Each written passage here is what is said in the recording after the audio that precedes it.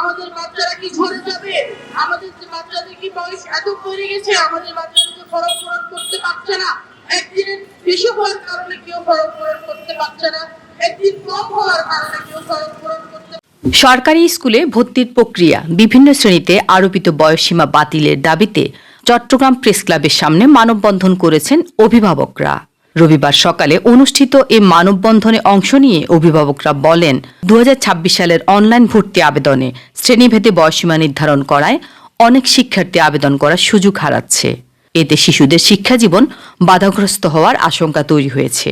আমি নাহিদ সুলতানা হাবিবা চট্টগ্রাম থেকে বলছি। আমি সবাইকে এই আহ্বান জানাচ্ছি, বাচ্চাদের বয়স শিথিল করা হোক, তারা যেন ফর্ম পূরণ করতে পারে। তারা আজ সবাই দিশেহারা, তারা নিজেরাই তাদের ভবিষ্যৎ নিয়ে উদ্বিগ্ন। দয়া করে বয়স সীমা শিথিল করা হোক। যারা একদিনের বেশির জন্য ফর্ম পূরণ করতে পারছে না, যারা একদিন কমের জন্য ফর্ম পূরণ করতে পারছে না, আমাদের বাচ্চাগুলাকে বয়স শিথিল করে তাদের 2026 সালের সরকারি বেসরকারি স্কুলে ফর্ম পূরণে বয়স শিথিল করে তাদের সুযোগ করে দেওয়া হোক। এই বয়সসীমা প্রাথমিক বা ক্লাস 1 থেকে হোক, যেন বাচ্চাদের বয়সটা শুরুর থেকেই এই বয়স নির্ধারণ হোক এবং তারা পড়ালেখা করতে পারে। নিম্ন সীমা থাকবে কিন্তু এর ঊর্ধ্বসীমা থাকবে না। বাচ্চা তার নিজ গতিতে সে ধীরে ধীরে হাঁটি হাঁটি পা পা করে বয়সের সাথে সামনে এগিয়ে যাবে। তাকে যদি বয়স সীমা বেঁধে দিয়ে তারপর এখানেই নষ্ট করে দেওয়া হয়, এখানেই সীমাবদ্ধতা দিয়ে তাকে বাধাগ্রস্ত করা হয়, সে একজন সুনাগরিক হতে পারবে না। আমাদের প্রতিভাবান বাচ্চাগুলোকে এভাবে নষ্ট করবেন না। আমি শিক্ষাবিদ নীতি প্রণয়ন যারা করেন তাদের প্রতি আকুল আবেদন জানাচ্ছি।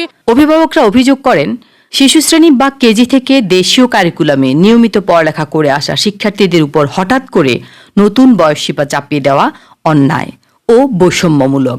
তারা বলেন, উপযুক্ত বয়স না হলে শিক্ষার্থীকে পরবর্তী শ্রেণীতে আর ভর্তি হতে না দেওয়ার নিয়ম কোমলমতি শিক্ষার্থীদের ভবিষ্যৎকে অনিশ্চয়তার দিকে ঠেলে দিচ্ছে। এখানে শিক্ষার কোনো বয়সই নেই। সেখানে আমাদের যে বয়সটা নির্ধারণ করা হয়েছে সরকারি ও বেসরকারি, একজন বাচ্চা সে যদি নার্সারিতে সে যদি 5 বছর একদিনে ভর্তি হয়, পরবর্তীতে সে ভর্তির জন্য অ্যাপ্লাই করতে পারছে না, অথচ নার্সারিতে 5 বছর একদিন বা 5.5 বছরে ভর্তি হওয়াটা খুবই স্বাভাবিক একটা বয়স, যা অমানবিক।